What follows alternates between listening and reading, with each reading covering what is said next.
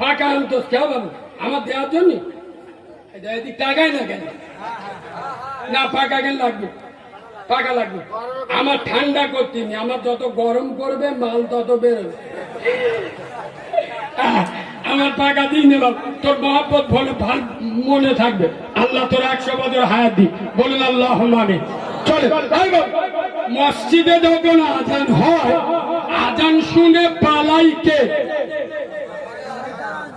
ঠিক শুনতে পাই না আমার কানের টাওয়ারের অসুবিধা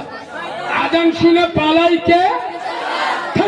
জান্নাতের বাগানে বসে আছো একটু ভদ্রতার সাথে একটু স্পেস রেখে কথা বলো মিস্টার ইবলিস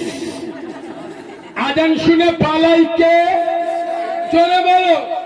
ওয়াজ কোথায় ঢুকতে যারা বুঝতে পারে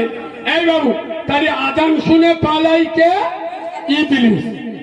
তোমাদের মসজিদে আসরের আজান হচ্ছে কিসের আজান তোমাদের পাড়ার জামান মসজিদের পাশে সাইকেলটা নিয়ে মোস্তানি মেরে সোজা ভগবানপুর বাজারে চলে গেল এ শালাকে চুপ এক্ষুনি তো বললেন আজান শুনে পালাইকে মসজিদে আসার আজান হচ্ছে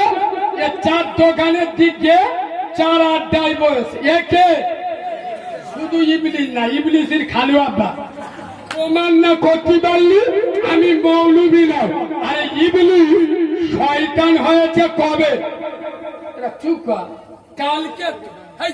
আরে ইবলিস প্রথমে কি ছিল ফেরেশতাদের লিডার শয়তান হলো কি করে আল্লাহর একটা সিজদা করেনি আল্লাহ একটা